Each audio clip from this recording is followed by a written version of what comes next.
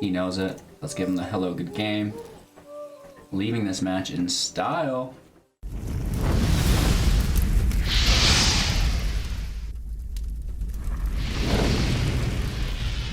Hey everybody, welcome back.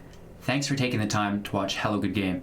Today we are bringing you another free-to-play Mythic ranked Artisan deck that consists of obviously 0 rares and 0 Mythic rares. We're winning back-to-back Mythic games with this without really any resistance. We've got a couple key cards in here that you normally wouldn't see in the deck because we do obviously have to build around the archetype still while competing with the current meta. So let's go ahead and take a look at the deck. We have 4 Grim Initiate. This is a 1-drop. It's a 1/1 with first strike. When it dies, amass 1, which is really good value because we are running the Cavalcade deck, as I'm sure you can see.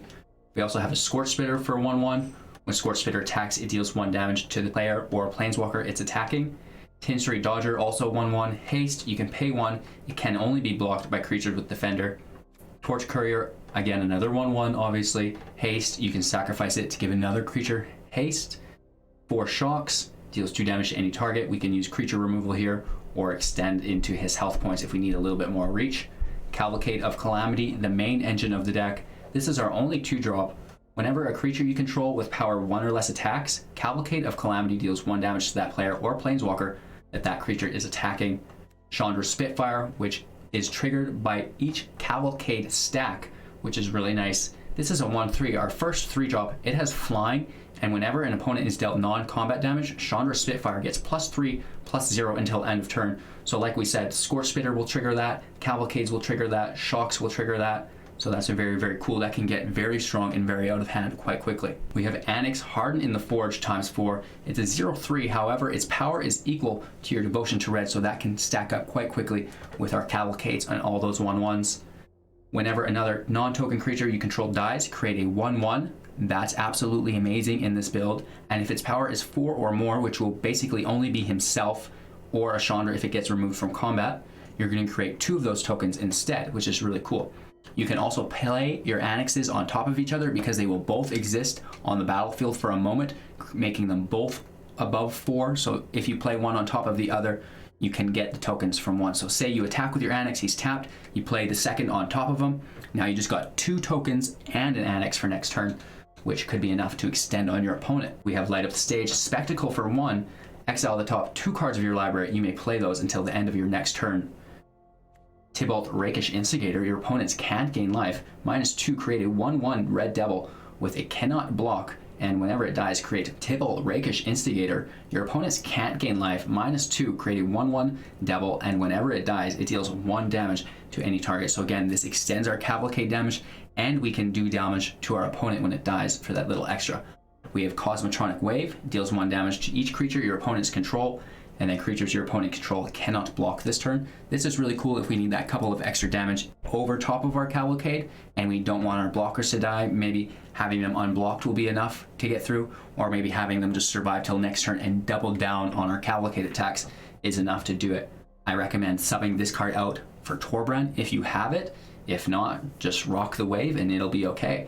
We also have 20 mountains, which seems like it might be a lot, but I also use aggressive mulligans in this deck while looking for my Cavalcade of Calamity and Chandra Spitfire. It's kind of a dance you do. So I like to personally use a little extra land, but a lot of people will just play that 7 cards and play the deck for what it is and not mulligan, say, to 5 potentially. So there's a little bit of other strategy involved with the deck that way. Get a feel for it, get used to what your output is, and then tune it for yourself. That's the best advice I have. As far as strategy goes, I'm sure you already know, lace the field with these 1/1s, play your Cavalcade, have your Spitfire out, attack for huge damage. You can give your Chandra Spitfire haste with our Torch Courier, so he's protected kind of from removal unless they have instant speed with their mana untapped. So you can really trick people by dropping your Chandra or your Torch Courier together, or maybe they don't realize that your Torch Courier will give your Chandra Spitfire haste, so they don't save removal for it. So you can really finish your opponent that way. When you have Grim Initiate and Anax on the field and he dies, you'll get 2 1/1s, which is super high value. And really, Tibalt Rakish Instigator is an absolute bomb against any life gain deck, and Best of One is filled with them. So this is a really great way to set yourself apart there as well. Thanks for watching, you guys. That was my deck tech. I hope it proved semi-helpful. A couple quick reminders before we get into today's footage. We are live every single morning, 6 a.m. PST on Twitch. So we'll see you there tomorrow. Join the live conversation. We'd love to have you. And if you have any questions about this deck, feel free to join the Discord. Link is in the description below, and we can all as a community help you to get the most out of this deck. If you have any troubles or maybe any suggestions for improvements, we'd love to have you, and we'd love to help you and be helped by you. So again, thanks for watching, you guys. I really appreciate each and every one of you who've shown an interest in this channel. I absolutely love it, and we will see you all tomorrow.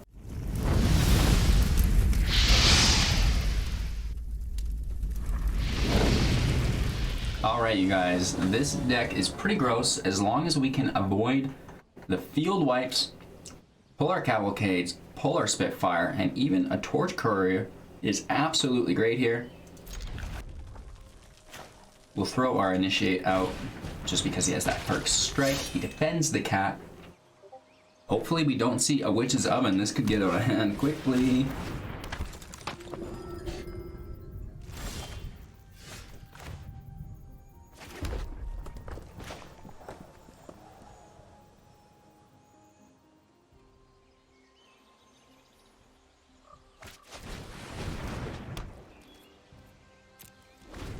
Just in with the Cavalcade. We're gonna stack that, and hopefully our Spitfire is able to do enough damage. The Rakish Instigator shuts down the life gain, which again is really, really nice.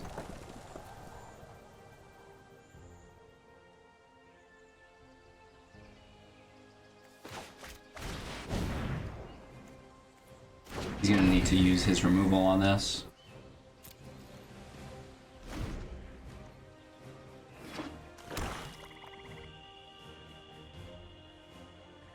Not in a great position, I'll admit. Well, it could be worse here.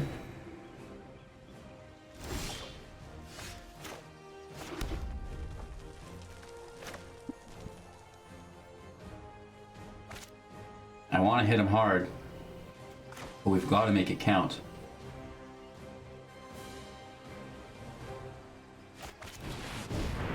So let's grab the 1/1 here.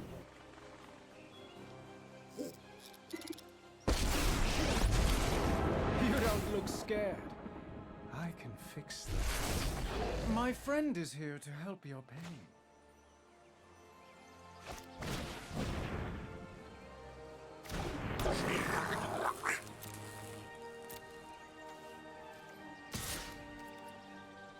Just a little chip damage here.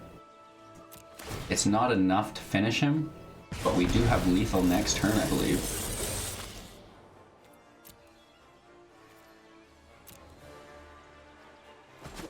He needs to focus on our Rakish Instigator for life gain.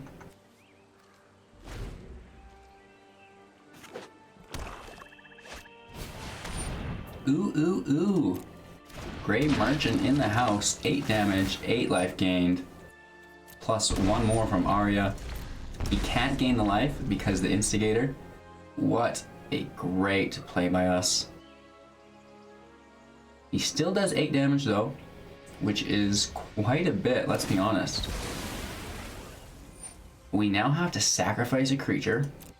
Less than ideal. We're gonna do our Grim Initiate just because he has Afterlife. Still, we have that 1/1 for next turn, which is really important to us.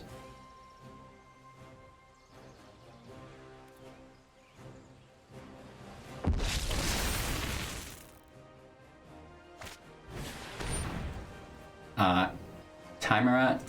This is a bad card. It's got great defense, but other than that, it does not do much. And again, our Tibalt shuts down the life gain, which is really good. We are down to 5 though, which is problematic. But we do get to finish the game out in style. If only we had another land. I think the Cavalcade is better than the Chandra Sacrifice because then we get the additional counter here. Right, let's minus our Tibalt. It doesn't really matter, but... I adore an audience. Man, if we had 1 more land, That would be outstanding. It's a hard call. I think they're both really good. Let's just play the second Cavalcade. We could have also played our Chandra Spitfire here and then sacrificed a Torch Courier to give it haste for 2 birds attacking, plus the 1/1s. So we would have had 4 attackers for a 1/1, which would have equaled 4 times 3 is 12 times 2 would have been 22. We have to sacrifice another creature here. We're going to do the one that has Summoning Sickness, and then that's also going to deal damage to him, which is great. He knows it. Let's give him the hello, good game. Leaving this match in style. I always love when Flibble Flip is up on the card here. Just we cannot find this art. That's game 1, win 1, guys. Easy peasy. 0 rares, 0 mythics. This deck is a beast. If you have any amount of Torbrands, the Thrain of Redfell, put that in your deck. It's a rare, so I didn't include it, obviously. But if you have it, oh my gosh, you guys are gonna blow your opponent up in a very big way. We go first. We might get landlocked. We'll keep 6, toss our wave. Hopefully we draw lands and have removal in the main time.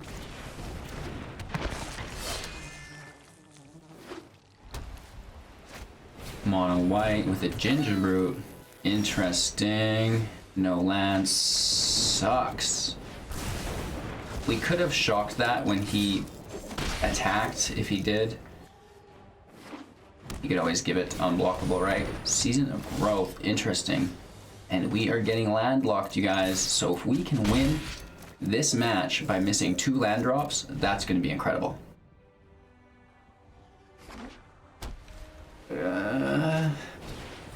Okay, so this seems to be the artifact deck. Or sorry, yeah, the enchantment deck. Selesnya enchantments. I do have a free-to-play version of this, which performed very well. So if you're interested in that, make sure to check it out. You can give it hexproof and stuff. Drawing a card here. That's okay. Besides to give it protection. And we cannot get this land going, you guys. This is no buenos. Let's attack here. If only we had Light Up the Stage in our hand, we could draw a land and something else and still play our shock, which would have been cool. Because the life gain is really important to him. He does not want to lose that against a red deck because there's only so many creatures in this deck. We're talking 4 Life's Bounty, 4 Envoys, 4 Paradise Druids. That's about it. Where is the land? That's what I need to know.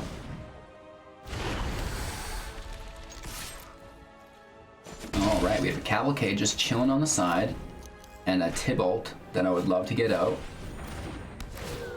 More lifelink, so this will be his second creature. If he 2-for-1s us with each creature though while drawing, that's not going to work out.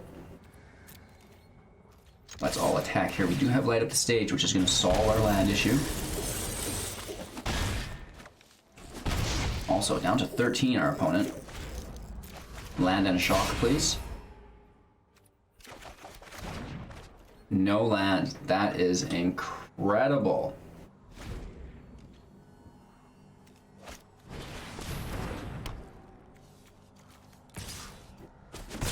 So out of 14 cards, we've only pulled 1 land. There is our second. Oh my gosh, you guys. I'm not sure what to do with ourselves here. Let's get our 10th Street Dodger out. Let's get another Grim Initiate out. And we are all in for 3-4 damage down to 10. If we can draw land and drop this Tybalt, that's going to be a lot better for us. Literally, he can go infinite here with Season of Growth. He has a lot of land as well. He can buff his lifelink up, which would do insane damage to us right now. He does. Hold on, you guys. This is going to get out of control. Hey, as long as it stays under 3. Yes, okay.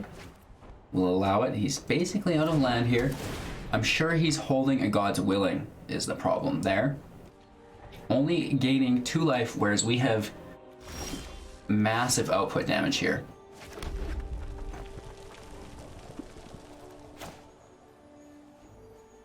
He's 10. We could do 1, 2, 3, 4, 5, 6, 7, 8, 9, 10. I think we could kill him here. Let's redo those numbers. He blocks our Scorch Spitter, obviously. And then we get 1 damage in from him, 2 damage, 3, 4, 5, 6, 7, 8 only, actually. So that falls back a little bit of where we need to be. Let's shut down his life gain. That's really important to us. Tybalt might save this deck 2 games in a row, you guys. People like that life gain right now. Let's go ahead and minus. That's going to give us an additional Cavalcade attacker here, which is very cool. Our Grim Initiates can go in. They have first strike.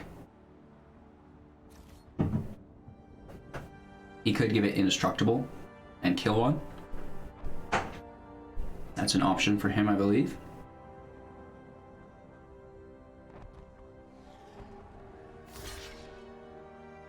He does have some form of shenanigans here. No, he passes.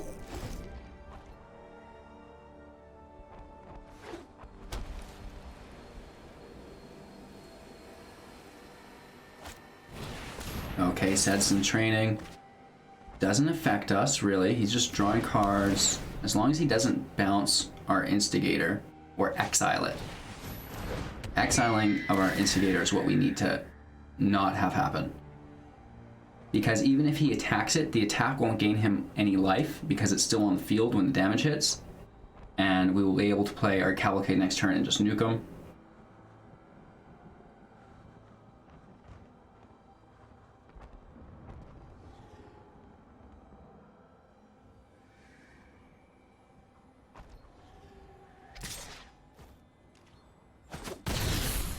Right, shuts down the life gain, but it does die.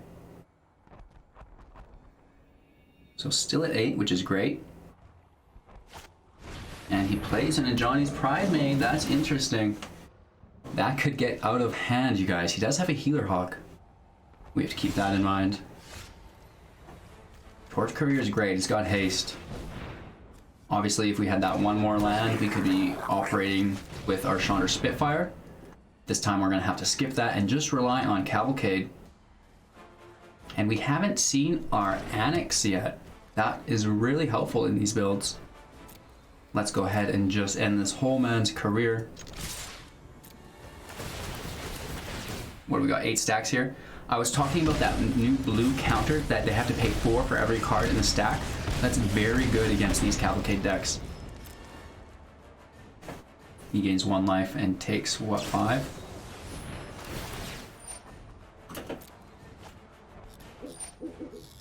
Let's see how this resolves. +2/+2. He's gaining 3 life here. I believe that is still much beyond lethal, though. Gaining 3 life, taking 4 damage. That's absolutely groovy and perfect numbers. And first strike seals the deal before the life gain drops. So back-to-back wins with a mono-red free-to-play deck. 0 rares, 0 mythics. Be sure to check this deck out, you guys. It's very powerful. The deck list is down below in the description. Also, be sure to jump in our Discord if you have any questions. And we are live every single morning on Twitch, 6 a.m. PST. So we'll see you there tomorrow. Take care.